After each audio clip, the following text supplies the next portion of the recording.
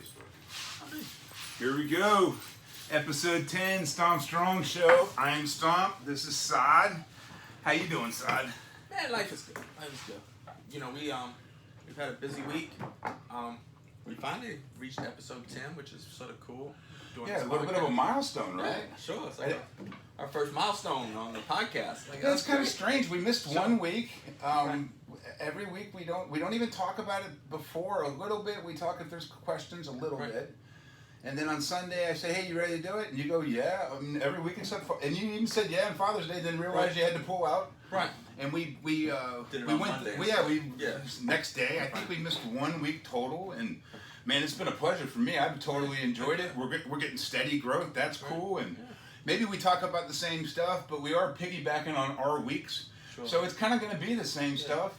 It might get a little old, but whatever. I mean, it is what it is. We're kind of like doing our thing. And I had a big week, and I had a big week at Sod's place. And you want to get into what we did at your place? Sure. Yeah. So what we did at my school is which, as we mentioned before, Semper Fortis Jiu-Jitsu. Below the video, you'll see the website. You can go to, it's www.texasbjj.com, and that's my jiu-jitsu school. And from a small business perspective, or just a business perspective, you have to determine, like how you're gonna do your business growth, and and get your return on investment. Because everything that you put into the company, you're looking at, hey, what's the return on investment gonna be? And right now, a lot of people are pulling back on investing in their business because it's a very rough financial climate for businesses. Man, like it seems like every day on Facebook I'm looking and I see a friend of mine's Brazilian Jiu-Jitsu school going out of business because they just the quarantine, the shutdown. Not everybody came back when we was allowed to reopen, and some of my dear friends' restaurants, bars, hair salons, barbershops, massage businesses, you name it. Like it's a very difficult time for small business right now, and that's Stomp's dog. Yeah, I guess that's his way of knocking at the door, like, hey, he's scratching. He's scratching himself right now. I'll let him in. What the heck? Yeah, go ahead. You coming in, Moose? Come on in, buddy. Come on in, man. Yeah. So what we decided at Semper Fortis is with this the different tough economic times for businesses, at the end of the day, no matter how bad the current financial climate seems, we are going to see better days again. It's just like in 2008 when there was the housing crisis and the stock market crashed. People went upside down on their home mortgages. People are like, oh, it's like the end of days, But the stock market's setting new records now again, and housing prices have recovered. So you're so optimistic. It's the same thing, with this disease. Like, I hear people say, oh, the new normal. Ah, come on, step back. We've been doing things like, the way we've been doing in the United States, for a couple hundred years. Like, it's not going to be a new normal. We're going to get past this, and then there'll be another crisis on the horizon. But life is going to go on. It really is. And so for my business, what I looked at, and Stomp came by and helped, is we decided to drop about $7,000 into making these spring floors for the school. So as it was, I had Dolomer mats, and that's what we was throwing people on, doing judo takedowns and wrestling takedowns. And Dolomers are really nice mats. They are, and they're made right here in Texas. So I love Texas. So when I can support Texas, I'm all for it. But our judo program has grown, and we've got like 3 members that are Olympic level judokas, and they're looking to go to the Olympics and represent the United States in judo at our school. And one of the things they pointed out is like it's a little rough being thrown on these 1.5-inch mats. And so I asked them, I'm like, well, what can we do to make this more judo friendly. And you know, they mentioned spring mats or putting tires underneath the mats to do something to cushion the blow. And so we went through Fuji. We bought their springs, which maybe about, I don't know, about 6 inches, and we got a Brazilian Jiu-Jitsu black belt from out in California, Jason Youssef. He's a Carlson Gracie. Such a nice guy. Yeah, he flew in to help us set the whole school up, and so we shut down on Wednesday for the construction project. Stomp came in and worked. A bunch of my students came in and worked. Yeah, what I mean a bunch. He's understated. There was 20 people there easily, and what was really cool for me was there was at least 10 of them was at least like kids probably under 15. Sure. Maybe under 16, I would say. Right. And really, you know, working diligently for kids under 16. Right. When there wasn't nothing to do, they were off to the side having fun and playing and whatever. But it was cool, man, because we had to do 7 times 8 rows, so 48 springs, which means 48 cups, which means 48 grommets had to be pounded into 48 holes per sheet, and I believe, I don't remember the count, but it was a bunch of plywood, so it was a whole building of plywood, and we got that done in 2 days. It was an amazing amount of work that got done in 2 days, and it was systematic, and you know, the 3 drills were going the whole time, and at some point I was pulling a hammer out of my card bag of tools, and someone went to Home Depot and bought 6 hammers, and things just got done. Beth showed up at some point and went to Home Depot to get more grommets, and people were showing up with, you know, food, and it was an awesome, very family experience, right? Yeah, so we anticipated that we'd be closed Wednesday, Thursday, Friday, Saturday, and then reopen on Monday. Matter of fact, Jason, who flew in from California, he's still at the house because his flight isn't out till Monday, because, you know, we was anticipating that it would take longer, but so many of our students, you know, who have become like family, just volunteered their time and came in and worked, and so we worked it Wednesday, Thursday, and Friday, and then we opened up for class on Saturday. We was ready to go. Yeah. And so we trained hard on Saturday. The judo guys came in, did their throws. They're like, oh man, this is much better. Yeah. Sweet, huh? And then the jiu-jitsu guys, we came in, we did our grappling, and, you know, did some takedowns. How does it feel differently? So It's much more cushioned, so it's a lot more forgiving. And I noticed somebody on one of Stomp's posts on Facebook is like, oh, you know, I think it was a kung fu guy of all things, was like, oh, you know, we train so much harder, you know, we throw on inch mats. And it's like, the thing with training is training harder and more hardcore is not necessarily prosperous. You know, like, I want my guys to be able to go 100% into throws, and I want the person thrown to come back tomorrow, you know, and not be injured. So, like, sometimes when you think, oh, you know, let's train hardcore, you know, like, in the 1700s when they was doing judo, they didn't have this these is mats. Michael Haley. He's like a 52-year-old dude on a mountain bike now. Right. He's not training shit. I mean, Sure. this is the 80s, Michael. I call you out. I saw those pictures, you handsome bastard. Right. So, you know, it's like, you training hardcore will lead to injuries. And Stomp's going to talk about that later in the podcast, because he's been taking some injuries going into, you know, his mountain biking and, you know, some of his other activities. Yeah. But you want to be able to train as hard as you can and not get injured. And so these mats, the springs under the mats, it's not touchy-feely, you know, like this new generation. You know, people talk about the new generation, oh, they're touchy-feely. It's not touchy-feely. It's not being soft. It's being able to train harder and safer, so you can come back and train hard tomorrow. And you're going to really be able to execute moves that you couldn't do. People wouldn't be willing to do. I mean, it's one thing when you're 16, 17, 20 learning something. It's a different thing learning something at 40, 30, 25. You have kids. You got to be at work the next day. And your body doesn't recover as quick. Like, you know, I'm 52, and we trained hard yesterday. And, you know, they're joking on me because I slept in today.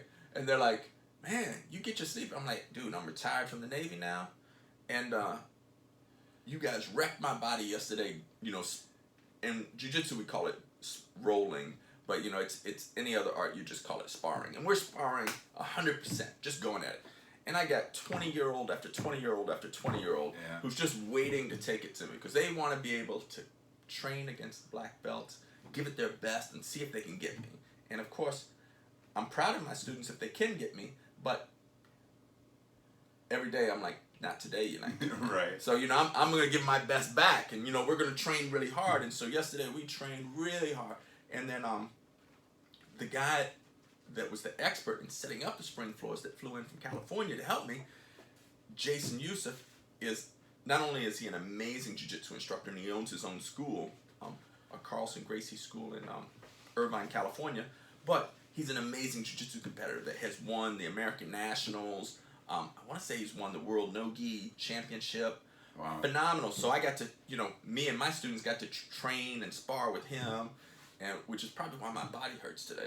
Yeah, he's a nice guy. He wanted he wants to come by before he leaves. So it'd be cool to see him. Super talented. What a strong grip! I got my little weak arm because I hurt my shoulder a couple months ago, and then I re-injured it Friday. But even before that, my little weak arm, I was like, oh man, dude, this dude's super strong. You don't look at Brazilian Jiu-Jitsu guys as strong because they're not traditionally strong, right? You don't look at them and say, oh, he's jacked, but because they're not traditionally jacked, but what they are is they're grip heavy. Sure. I mean, holy shit, they're grip heavy. They're grip and stance heavy. They're really hard to move around. You're not moving them around. You're not. It's interesting. Because in Brazilian Jiu-Jitsu, it's more important to have cardio and aerobic muscle strength than it is to have anaerobic. And anaerobic is just like going to Gold's Gym, bench pressing 500 pounds. Yeah, powering it out. And not that won't help you in Jiu-Jitsu, but more important than being able to bench press 500 pounds is if a guy could do, say, 200 push-ups straight. Right. Because that's a cardio, aerobic type workout that's functional strength that he can just keep going and doing those push-ups. Or, a guy that could do 30 pull-ups is going to be much more effective in Jiu-Jitsu. Fight ready. Than a guy that, however much you can do in a curl, maybe you can do, a 300-pound curl, I don't know, super strength, Arnold Schwarzenegger type muscles. But that type of strength is not as effective in Brazilian Jiu-Jitsu or in MMA. Like if you look at MMA fighters, like look at who the champions are. These are guys that are not built like, Mr. Olympia bodies. These are like, they just have functional strength. So there's functional strength and then there's weightlifting strength, and they're not necessarily the same thing.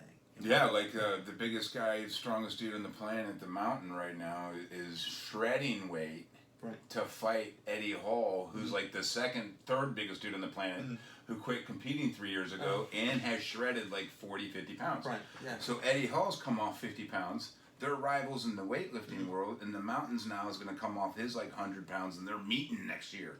So they're going to have a real fight. Right. Yeah. But they both said, hey, let's come down 100 pounds. Sure. So I can actually beat the fuck out of you. Right. Because they hate each other. Oh, that's great. So this fight, I mean, these dudes, like, we should get it. Like, even if it's just a one round, it doesn't matter if it's 2 rounds and it sucks. They really do hate each other. They've been up each other's ass for 3 years, and then one dropped out on top.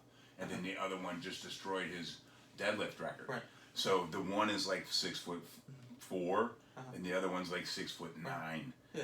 So it's going to be 2 titans coming at it. But they're both treading weight to do it. So I think if you had to fight anybody, you would want to be as slim as possible, trim as possible. And to get back to the mats, what I think is important, right?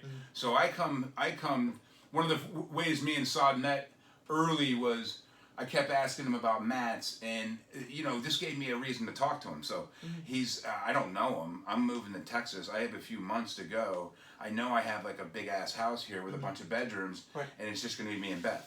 So I have a room for mats, and I can't do exercises on any floor. At the time, I'm 380-ish. No. I was 150 since I've been here, so 450-ish at the time when I got here. So at the time, and still, I can't just get on the ground, even now, with my knees and crawl around at all. Yeah. It's not happening. So Saad told me about the Dahmer mats, and he gave me 3 tiers, right? This is the number 1 pick, number 2, number 3. Right. And I just went with number 1, and I believe my little 10-foot section was like $800 delivered, so they're not cheap. But it gives me and Beth the ability to go in there and do exercises.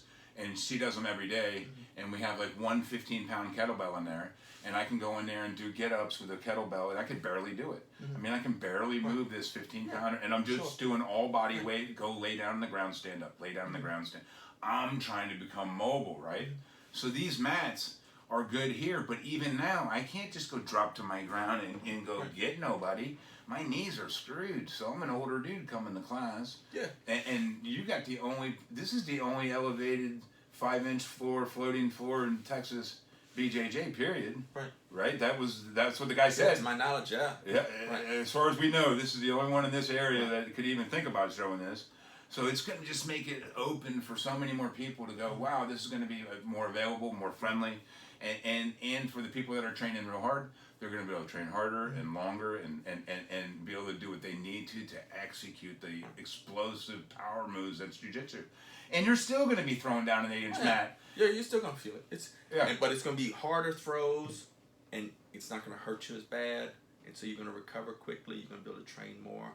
And, it comes down to business. And I think every business has to make a determination of when to invest back into the business and when to enjoy the profits of the business. And so, like, what I have done to make my school successful, make my business successful, is like when it was time to buy mats, I got the best mats out there. Dollar makes a phenomenal mat. So I bought Dollar mats, but to get the mats for my gym, that was $10,000. I could have got cheaper mats. I could have got like some puzzle mats. I could have got some thinner mats. But the students would have suffered. Sure. But I could have diverted that money into maybe instead of driving a 2013 Prius and a 2000 Chevy Silverado, maybe I could have a brand new car, maybe a BMW, brand new. But not off just the mats. But when I'm determining whether to invest back in the business or enjoy the profits. So I started that. I wanted top mats, and then the spring mats. That was I think to get the spring floor, that was like another $7,000. I mean, I could have took the $7,000 and like me and Sway and my daughter Samara, we could have took a vacation someplace, or maybe I could have had a BMW or a Tesla. You got it. Some exciting car, or but instead, put it back into the business and make the school as good as it can be. Yeah.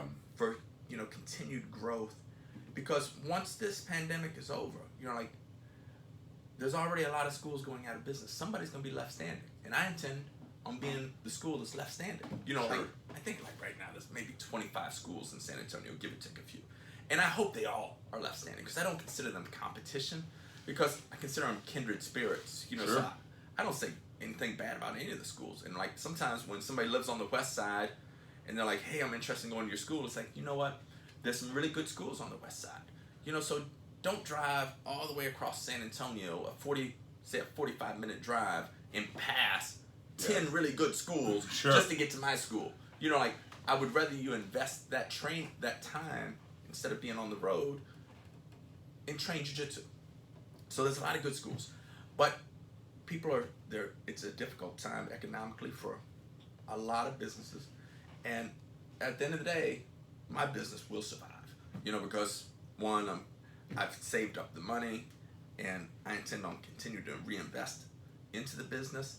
So, it's going to continue to attract people. And the business of teaching Brazilian Jiu-Jitsu is not the mistake that I see my competitors make, is they focus on trying to attract students that are already doing Jiu-Jitsu at other schools to come to their school.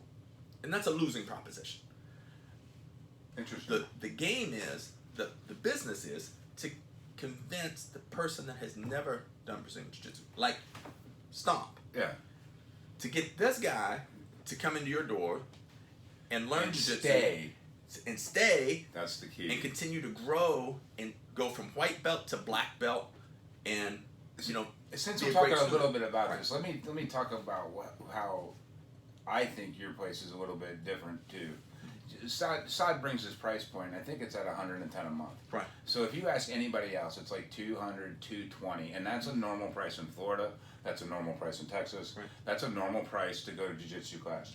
At Saad's class, you can go to 13 classes a week, and that's not during the summer. In the summer, there's an additional 5 warm-up cardio classes before, Right. and I went to 2 of them last week, and I was the only person there, and it turned into basically 2-on-1 instructional movement Yeah. class. So then I'm learning how to post on my good arm and move my feet out and move them back, and Jonathan's just, and then your wife's killing me with the stretches because my legs are so tore up from the jogging and from the hiking and from the biking, and I'm doing, we're going to talk about this stuff in a minute, but so to come in at half the price, and he mentioned this in another podcast, he's not going to say it here, but he has a little bit of movement because he's retired. Right. So he starts this business at 47, 45-ish, right? And he's already retired. So he's not in an exact position where he has to bring in at a price that makes competitive sense. He can come in, and he's the only class anywhere near this side of town. And San Antonio is massive. Sure. So to have the one place on this side of town. So when I called, we were just talking on the phone, me, Sway, him occasionally, and then I asked about the mats, and then we had dinner, and I watched the podcast, and I see the price thing, and we start shooting, and the friendship is developed through BJJ and the questions, and me sticking around was because it's just family. I mean, it becomes that way fast, right? Like first I'm hanging with you, so I'm already in the door, sort of. I didn't have to like come in. You would think you'd be intimidated. I don't think anyone would be, but I already come in. I'm crazy enough, and loud and me, and bringing in big knives and trying to sell everything, and because like this is a knife store, right? This isn't. This is Stomping You Customs. I sell custom knives, right? All these are for sales, right? The guns aren't, but all the knives are for sale, right? So I come in with an agenda. I come in to meet people like-minded. I'm kind of paranoid and scared and nervous of people. I think everyone can beat me because I know they can. I know that anyone can beat anybody on any given day in the wrong circumstance. They hit you with a brick and you don't know what's happening. Sure. So I'm nervous about all this little stuff. So I want to learn it as I get older. I know I'm not able to do what I could do when I was 20. Yeah. When I was 20, I wasn't really, I was nervous, but I was also a bouncer. Yeah. And I was busy, like 3-4 nights a week doing this type of thing. Like, this is sort of like, we did this for a long time. Like, taking people out of a bar physically is not an easy thing to do. I'm not saying I ever did, but for instance, we learned the wrist lock thing. Right. I've done that a million times. I've reached in on somebody touching my shirt and just closed in and hugged them and just smashed their. I didn't ever knew what I was doing. Right. But I would also I also like to smash in their shins too. Right. I like to just drag my foot down and crash their shins as hard as I can. So I know what I do in a fight, right? Right. You come up at me and you get your hand out, I'm crashing your shin and hugging you at the same time. So it's weird how it all sort of, you do some of this stuff, sort of like that one thing we learned about standing up. Ezekiel choke. The Ezekiel. Yeah, sure. Jesus Christ, I would have slept everybody back in the Sure. day. There would have been people sleeping all across St. Pete every night of the week. Because that's the move. You lean up on somebody and whisper in their ear, and usually I'm just holding their throat, right? Sure. First of all, I hand beers out, number one. I'm a very nervous dude, so I know the fight's going to happen. I'm not trying to act like I'm ultra aggressive, but I am. But here's what I would do. You hand the beer out first. 2 beers. Hey, stop this fucking fight. I know what's going on. Don't make me come over here and be an asshole. Sure. And then they do the fight thing, and there's always an aggressor. Right. And then so I run up to the aggressor, and I grab his fucking throat, and I start screaming shit in his ear, and I just go ape on him. So this ape maneuver is... would have been nicer if I could have really choked them out. I'm getting... Sometimes they break off, and then you're really fighting them. Yeah. But most of the time, they just cower, you know what I mean? But dude, I'm going hands-on. So I'm going in for the scare of their life. I'm trying to get it over with in 2 seconds. I want to just emasculate somebody as fast as I can. Sure. I mean, as fast as I can. So the throat grab, choke, slam, I used to do that shit all the time. And Stomp, from years as being a bouncer, has a lot of hands-on experience for what is commonly referred to as street fighting. It's like he may not have known all the techniques as he was going through bouncing, but like he just figured out through trial and error. It's like, oh, if I do this to your wrist. I was a bouncer for 12 years for 4 nights a week, so at least 20 hours a week for 12 years, and I no street fights outside of the bar. Yeah. I'm not like a dude going out and fighting. I'm scared of everybody, but for sure, busy, like busy. And I run up the crews as many as 9 dudes, and we all have mics and do concert security and take those 9 guys out and cover people and run as a crew for other places that couldn't handle like events and shit. We've done a lot of stuff. I would never say I was an event security guy, but I've done events. I've done some private security. We used to do like some mafia shit. Like was weird. This guy, I didn't know I was working for the Bulgarian Mafia. I like how we can just go places with this. So I'm working for the Bulgarian Mafia, and one of my clients always on Blind Pass Road has this house, and I got paid once a year at the Halloween party to go watch a door. Him and his friends would go into the door, and then I'd just watch the door. Nice. And that was it, man. Right. He would break me off like pretty good money. It was like once a year, and I know what was going on in that door, I think, but I never found out. Right. Never confirmed it or nothing, but I'm not stupid. Yeah. But this dude had like a bunch of caimans and shit, like in his yard, and would like throw chickens out there and like feed the. Like he would wait, like he wouldn't feed them for like 4 days before the party, so they were real hungry. Oh, I bet. And these like 2 caimans would just destroy like 15 chickens that day. Like I don't know how long. They're feisty. Caimans are super feisty. They're like this big. They're like pretty big monitor, like little crocodiles.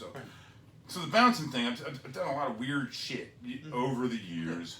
Like even collected some money and stuff. Like a long time ago. Like in my teens. I started bouncing at 19. Right. So 19.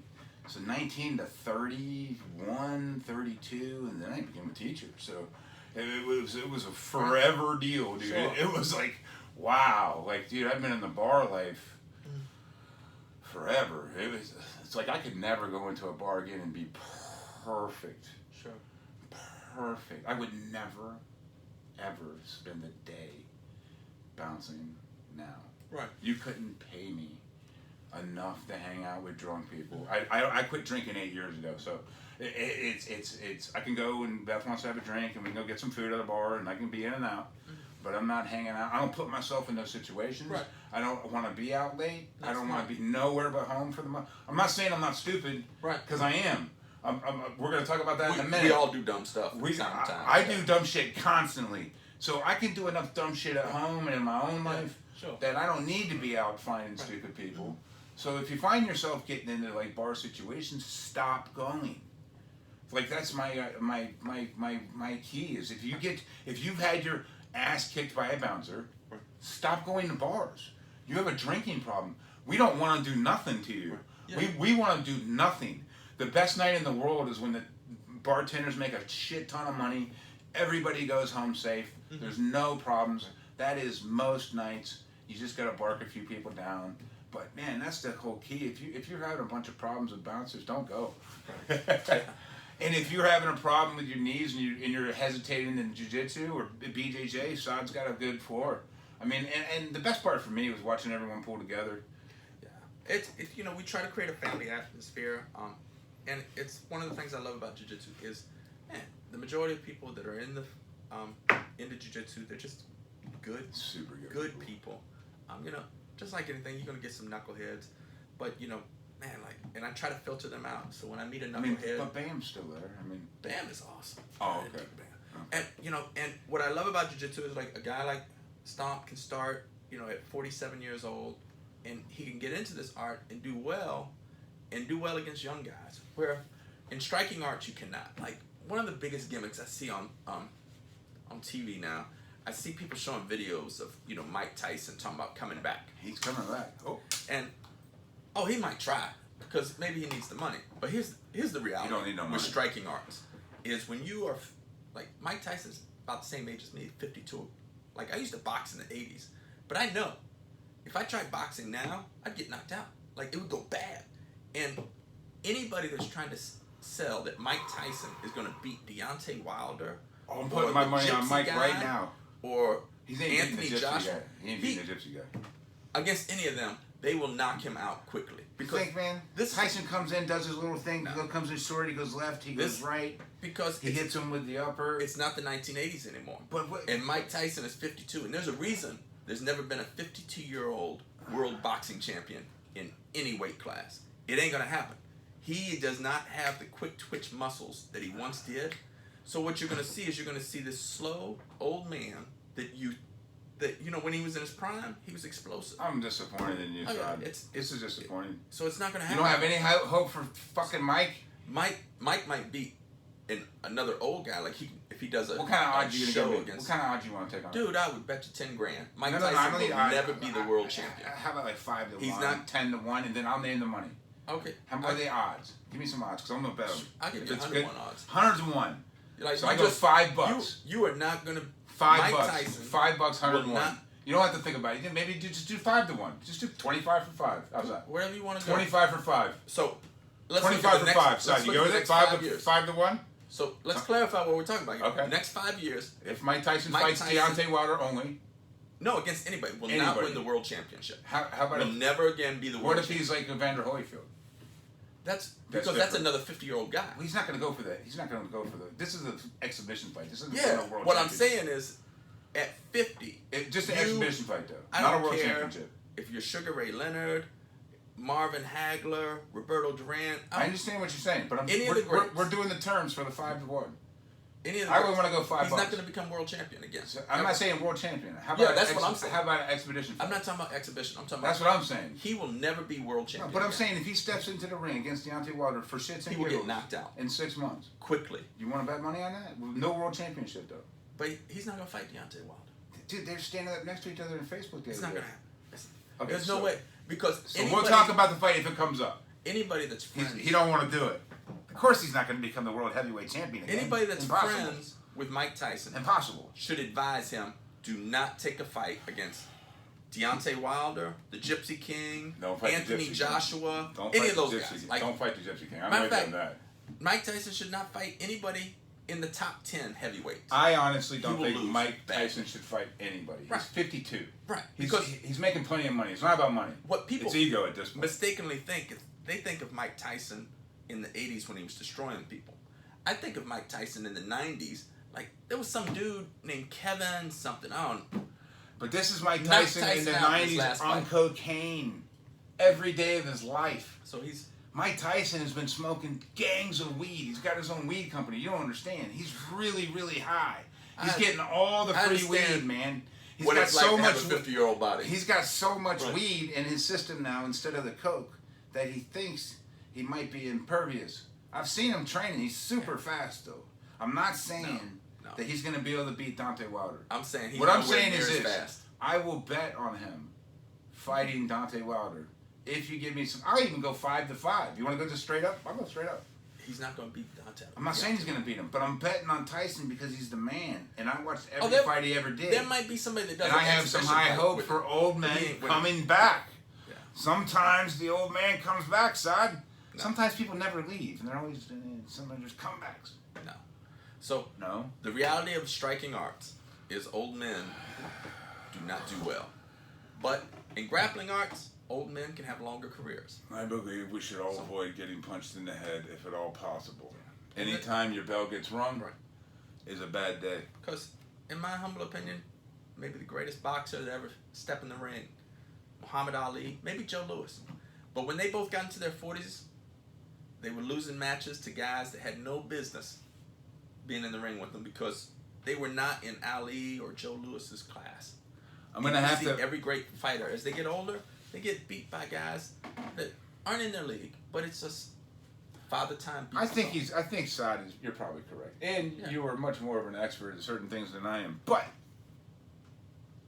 Deontay Wilder's very tall, and if he fought Tyson, Mhm. Tyson would come in and do what he does best, which is just smother you, and come in with the uppercuts. Now, if he lands one of them uppercuts, nobody's getting out of that. Nobody. No. The Gypsy King's getting out of it because he's blessed by the Gypsies. The Gypsy Right. King can beat anybody as far as I'm concerned. I don't even like boxing, but I Right. love the Gypsy King. Because here's the He's thing my with- favorite boxer ever. Here's the facts with age. When you get past the mysticism, age, two things go. One, your quickness. Two, your cardio. It's true. And so where in the 80s, Mike Tyson might be able to go 12 rounds at a fast and furious pace.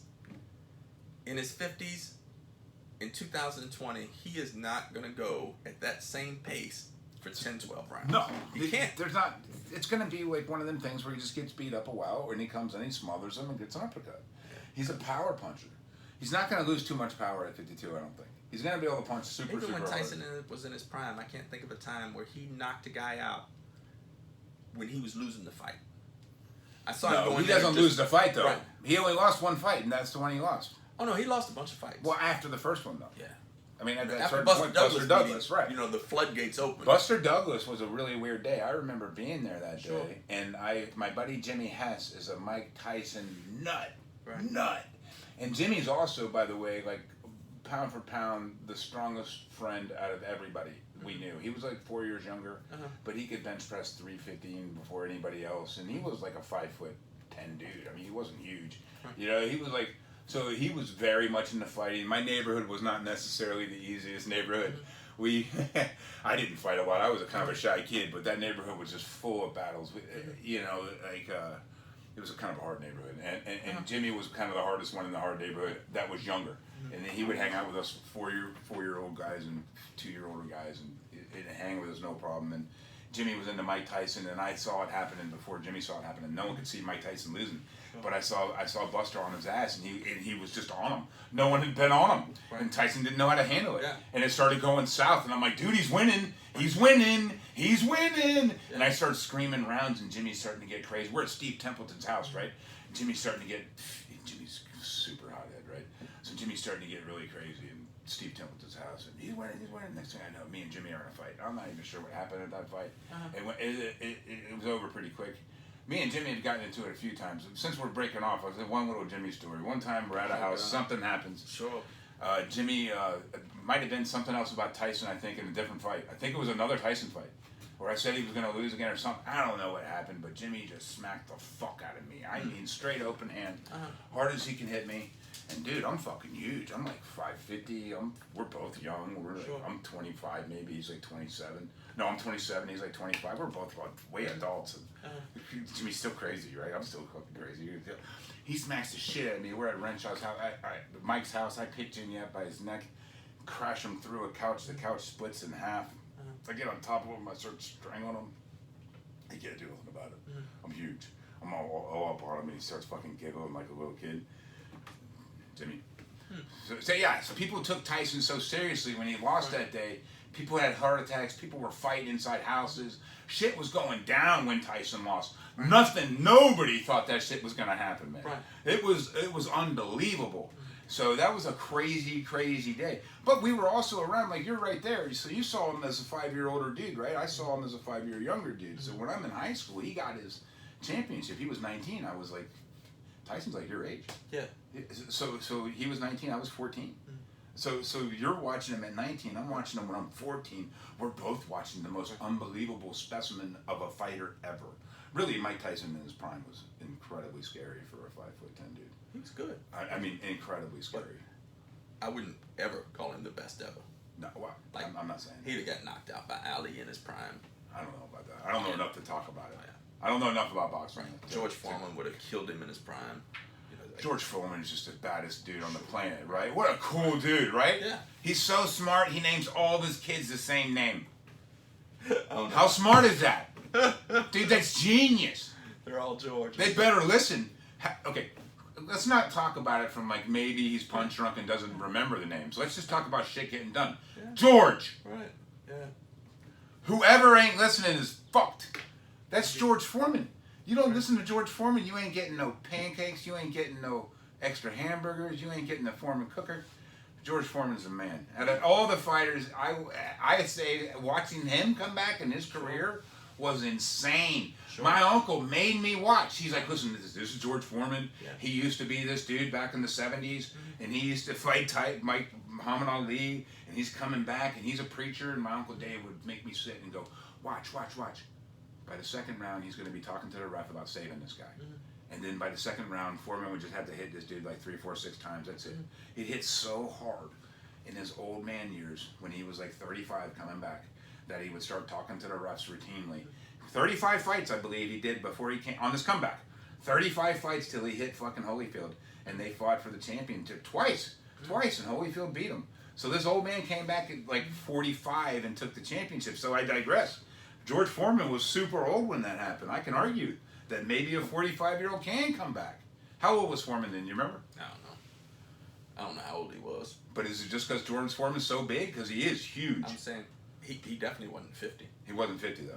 No. He wasn't that old. I think he was like 38. I think he was really like 40. Yeah. I mean, he definitely wasn't in his 50s. Jamie, fact check, Jamie. If we were Joe Rogan's show, Jamie would check. We'll have to find out how Foreman was when he came back, because he was pretty old. Yeah. Yeah. But he wasn't 50. Not 50. Deontay Wilder is a specimen, too. I mean, he's a freak. Sure. I mean, the dude is like 6'9". I mean, and just a stud. I mean, the idea of staying out of the way of him, and he punches real hard. So, I probably would agree with you, but I'm definitely betting on Tyson, especially if you give me odds, and I'm not going more than $5. Yeah, you go ahead and bet on Tyson. $5 if you want to take. Oh, I owe somebody at the party from UFC $5. Do you? Yeah, I lost on that last part because I bet Jorge Masvidal. How can you not bet Jorge Masvidal? Yeah. He was He didn't fighting win. that guy that he was pretty good. Destroyed Yeah. him. Who was it that beat him? Usman, no, Kamaru Oh yeah, Usman. Kamaru Usman. Kamaru Usman. Masvidal. Yeah. Yeah, he just took it to him every step, really. Just out misbet him. So Usman's a phenomenal grappler. So he just didn't let Masvidal do what Masvidal wanted to do, which was strike. Right. He pinned him up against the cage and just punished him. You know? Yeah, it was, and I love Masvidal so much. That was hard to watch a little bit, but it happens. I mean, there's so many swings in a career. What a hard way to make money. Any of these weird things you do for fun, right? So I recently pick up. I'm gonna just get into the transition here.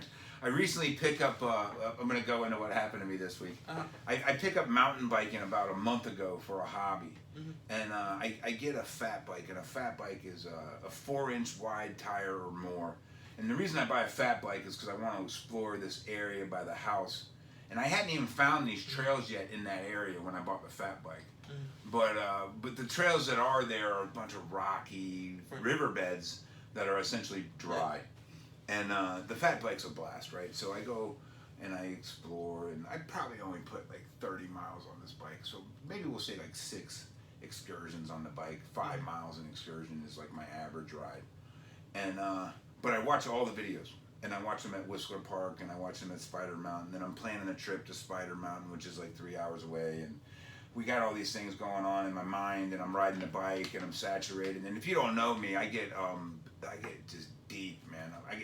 If I take on like a project or something, I can get deep into it. Like even just watching like YouTube, I can go down rabbit holes about weird shit and just start exploring stuff. And I do this with the bikes, and then I'm discovering everything about mountain bikes, and I'm watching all this stuff. And the other day, so I'm exploring a lot. So on some of my explorations, I'm finding old hospitals, and I'm finding old graveyards, and I'm watching the train go by, and I go on Facebook Live, and I put me out there like trucking around. You've seen me on the bike a little bit, trucking around town, and one of my friends tells me something about an abandoned movie theater, and I look up movie theaters, and I find Starlight Movie Theater on Google, and I go to Starlight Movie Theater. And at the time I'm doing this, my friend Akemi is always answering me questions about mountain biking, and I'm buying a bike. I got my fat bike, and then when I want to add things, she's my go-to for questions. And she's a Facebook friend, but she lives like a half hour away. And we start hanging out every once in a while, and I get the bike, I don't have the bike, it's got a flat, it's not got a flat, we're getting it fixed, not getting it fixed, we finally get to riding together. I see the movie theater this week, and I take pictures of the bike at the broke down old movie theater, abandoned building in the ground, cool pictures, and I tell Kimmy, and then near that I see this sign that says entrance. And this sign is big entrance sign. And there's a trailer that looks destroyed next to the entrance sign, and then next to the trailer there's an exit sign, huge, like a full sheet of plywood. Both signs say entrance and exit. And I walk over to it, and I see a graveyard with 3 graves, 3 headstones, and a fence around it. And I go, wow. And I look to my left, and side there is, I'm not shitting, there's 3-4 acres of jumps, multi-level. This is the reservoir return creek area around the other side of town. It swings around, I was following it. And this is a BMX track area that somebody owns the land, put up some cameras, and you can ride it, but you got to be cool. And there's 3 acres of up to like 15 to 20 foot dirt jumps. It's called the Graveyard, Schertz, Texas. And I would never say anything about it, but the guy said it's cool, man. Everyone knows about it. He goes, yeah, man, you can come back here, ride whatever you want, do cool. Just don't, be nice to the jumps. Don't walk on the lips. Like, we build this. Like, people are always here, though. The builders are always here. And I'm sure they regulate people if you come in there with a with an attitude or whatever, not cool. But everyone was cool. There was like maybe 10 dudes there that day building when I found it at like 8 o'clock at night on like a Tuesday. And it was like crazy, like something you would see at like Woodward. You don't know what that is, but it's a camp you go for riding bicycles, BMX bicycles. And you can look it up on YouTube. It's called The Graveyard, Shirts, Texas, and the Graveyard Trails. And I'm sure there's professional riders that live here and come out of here and become professionals because of this place. It's 3 acres of it, right? So I go and I see this area called a pump track there. And one of the guys goes, hey man, if you want to ride here, start over here.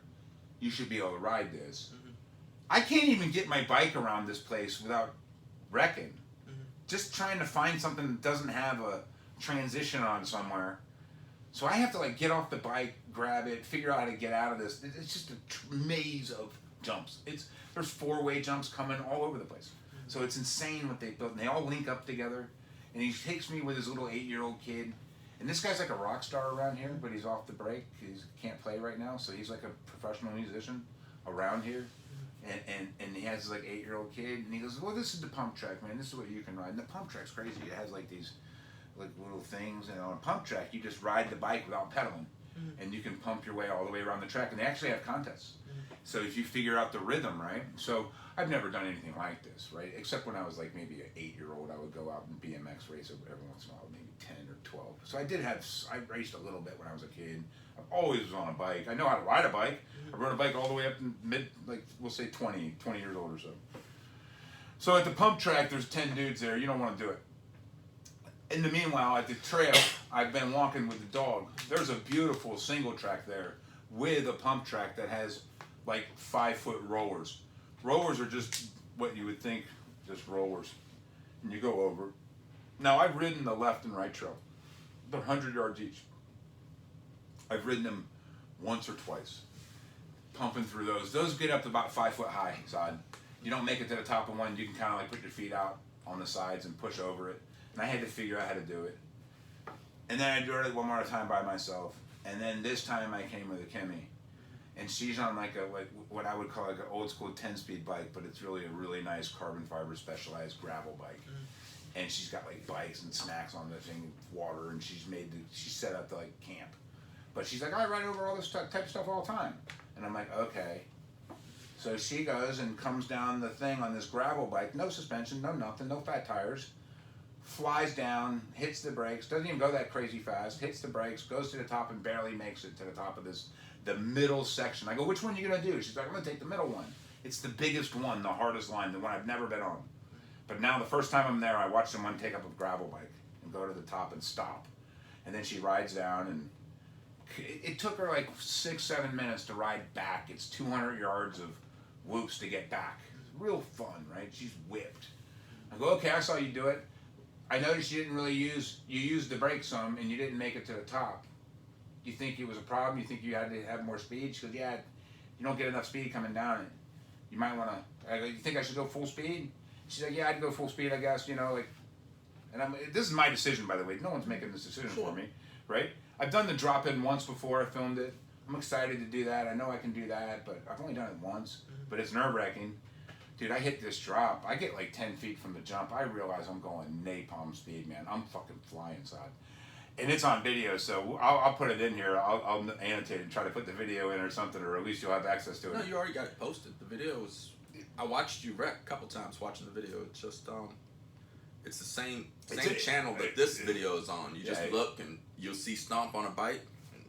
Oh, dude, it's so crazy. So I come down this thing full speed. I realize about 10 feet before that I'm going way too fast. I should hit the brakes. I catch the brakes a little bit, but there's no stopping that speed. I get to the top and, dude, I just rebound and go, in my mind, I go, oh shit. Sure. Like, you're in the air, dude. You're flying. Yeah. Now I'm flying in the air. There's a still photo of my back tire at least 3 feet off the top of the jump. Yeah. And my ass is way higher than that. I don't know how I'm alive right now. This happened Friday at like 6 p.m. I'd say, like 5 p.m. I crashed down. The video is crazy. My feet jump in the air. I'm wadded up. I'm on the ground. She's laughing like crazy. This pissed you off bad. Sure. So Sods calls me, who the fuck is that laughing at you? I don't know anything about Kimmy other than the fact that I think she's crazy when I meet her. She's proving to be crazy talking to her. Because here's the thing, like, it's one thing when you laugh at your friends when they're injured, you know, and it's after the fact. Like, you know, after you know they're okay.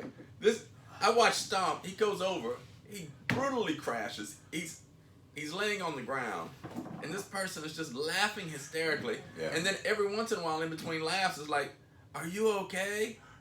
And then like you can see Stomp is in shock. He's laying on the ground. Yeah. He just had like maybe definitely the worst bicycle crash of his life. For sure. And nothing when I was a kid touches it. And I did some crazy ones as a kid. And the person keeps videoing and keeps laughing. Well, and here's the thing, though. So I looked at it from Are both. you okay? I look at it from both perspectives. The first thing I did say was, "Did you film that?"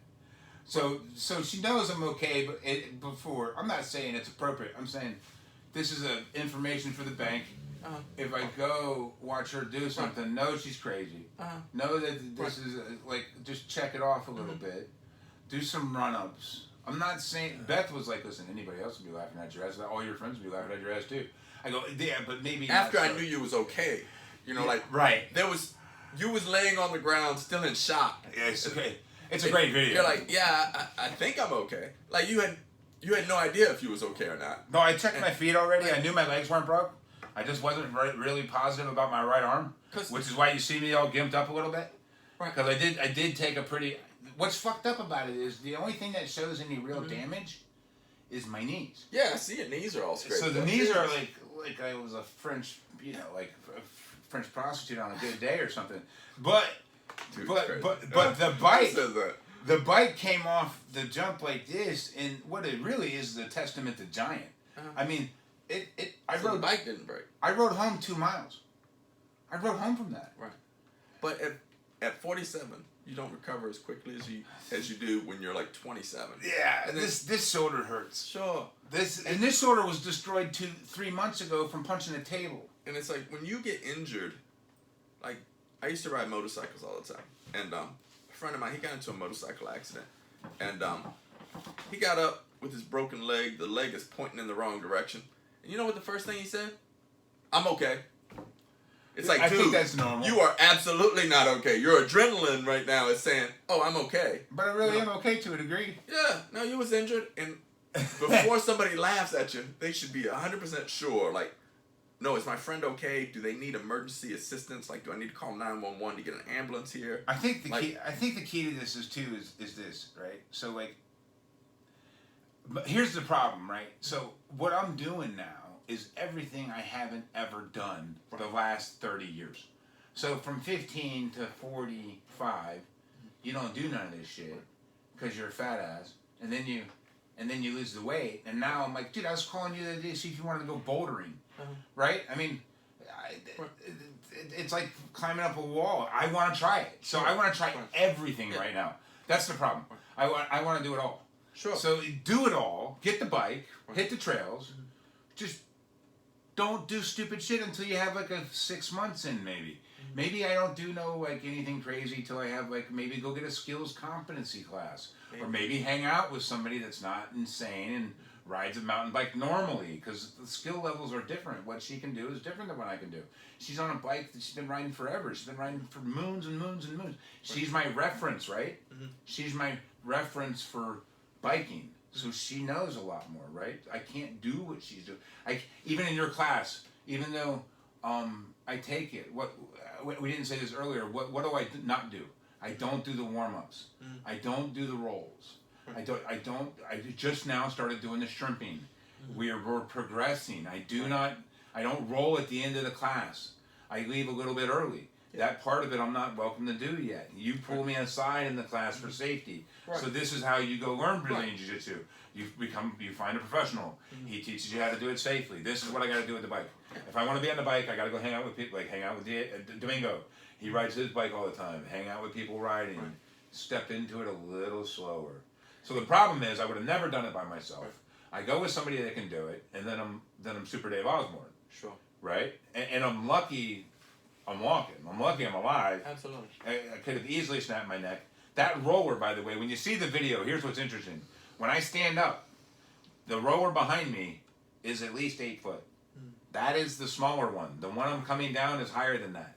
Right. So it was way too. That is not. I wanted to learn there because I didn't want to go over to where there was 10 dudes who can do backflips and learn there. Which I probably should have just gone to the little 2-foot roller. Yeah.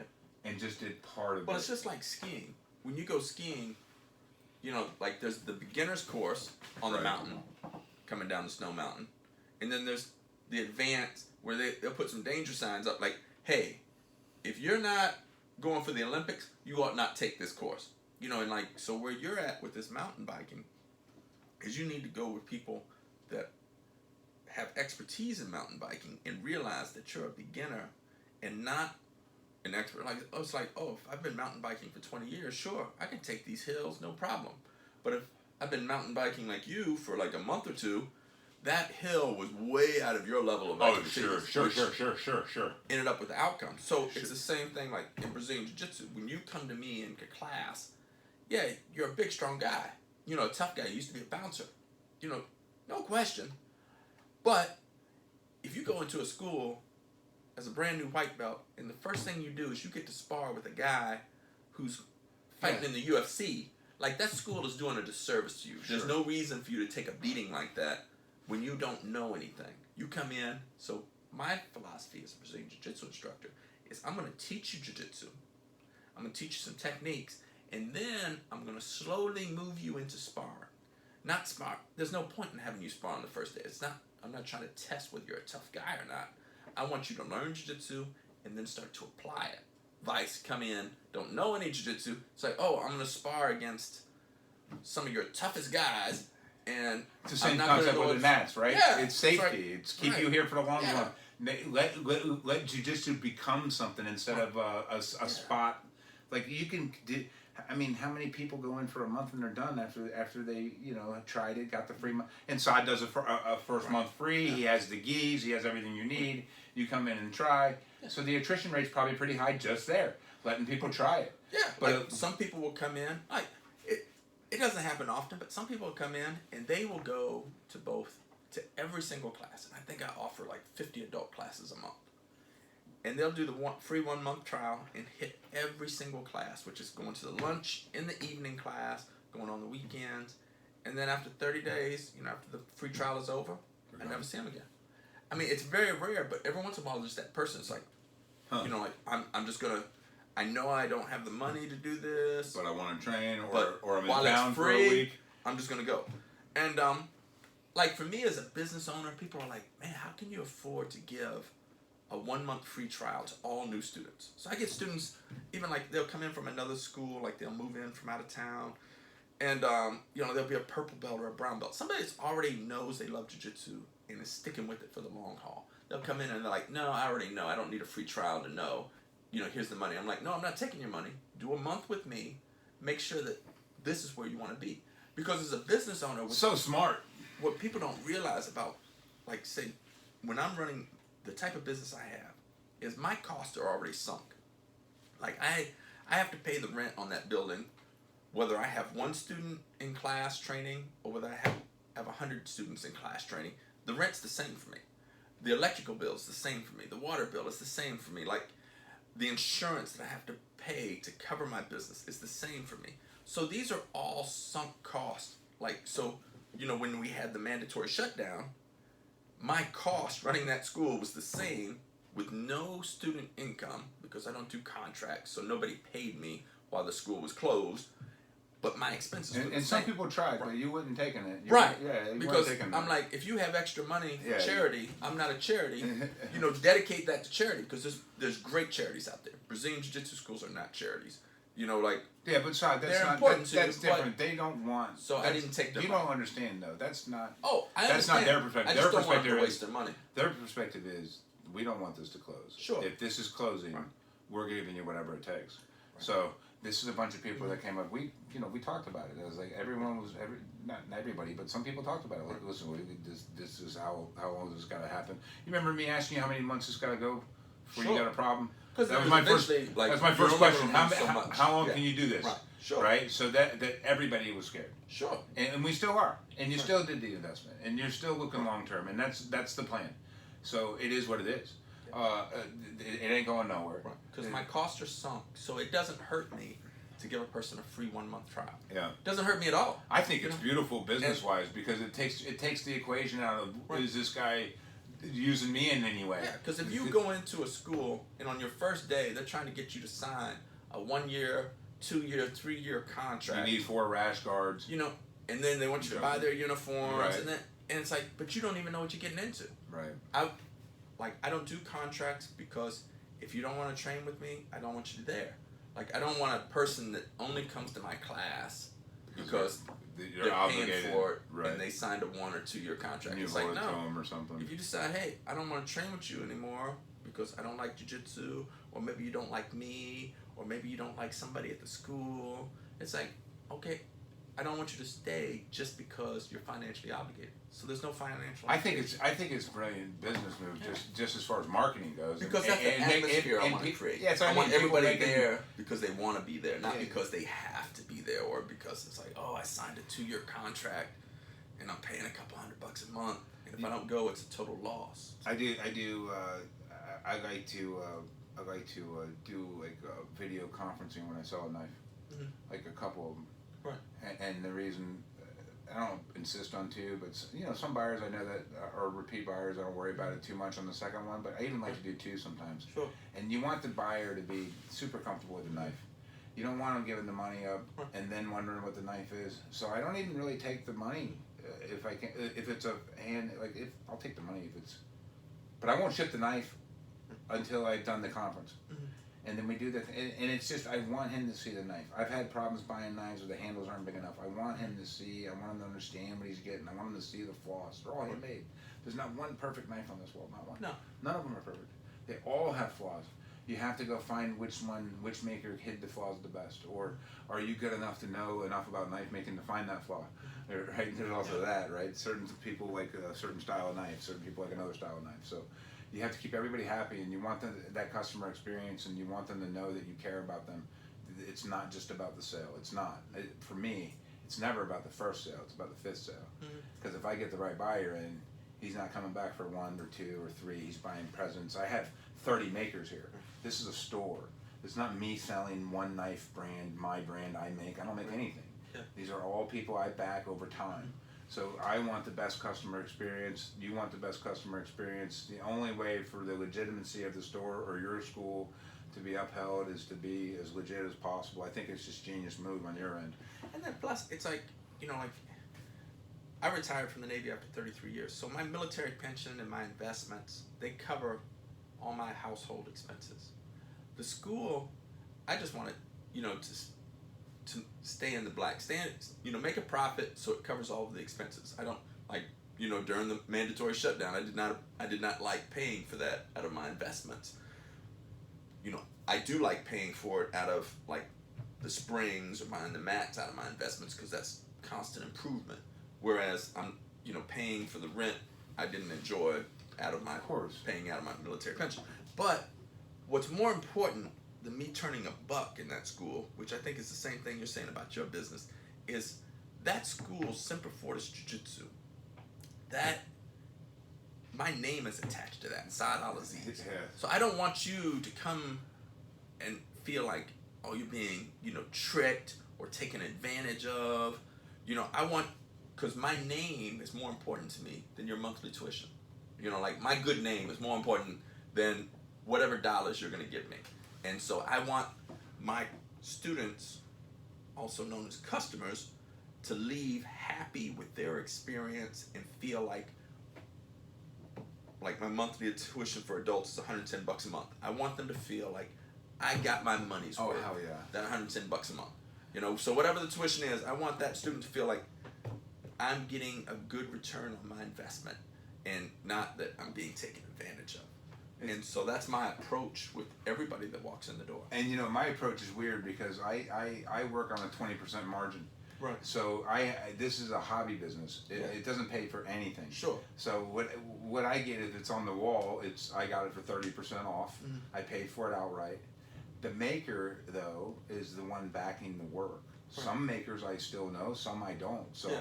I have to be totally upfront because these are pieces of art that there may be a problem with later. Right. But once it's out of my hands, it's out of my hands. Sure. So the video conference keeps me covered too. Right. Because you have to cover your own self. You're making sales as a third party. Right. So they have to, I over the years, I've learned to deal with full-time makers more and more and more, and and cut the operation down to a select or few, so that I know that when there is a problem, or if there is a problem later, that there's a guy that can go past me on it. And on the other end, as a buyer, when you're putting an order in for, say, a custom folder knife, it may take a year to get the knife. Right. So you might have questions for the maker, Right. and you're not getting answered because these are artists and they have 50 knives in a queue that they're working behind. They don't know nothing about it. They haven't touched their knife. Right. They took the money 8 months ago. They it hasn't come up yet, and you want to ask all the questions and they don't have no answers, and they avoid the call. So now you can call me and I go, hey man, what's up with the queue? Or sometimes certain makers, I'll even say his name, Melvin Lozada. He never promises me, Right. but when I call an order into him, his line goes from at least a year to 3 months. So he doesn't promise me, but I can go, like, say you wanted a knife from Lozada. Yeah. I will go, hey, it's normally a year, but really he gets them done in about 3 months. That means he gets right on it. Right. It goes right into the queue. So he feeds it in over his clients. And the reason he does that is he's not that crazy busy. Right. And I'm a fellow teacher, and he loves supporting me because I'm talking to people about his knives constantly. Yeah. So I have several of his knives with me. In fact, I can probably show you one pretty easy here. And like, this is one of my favorite everyday carry knives. It's a really small, look how nice that is for a handmade. It's just a really cool knife. And he actually did this blade style for me. Nice. He hadn't done one like this before. Right. This is his Bandito with a Bowie knife, and Nice.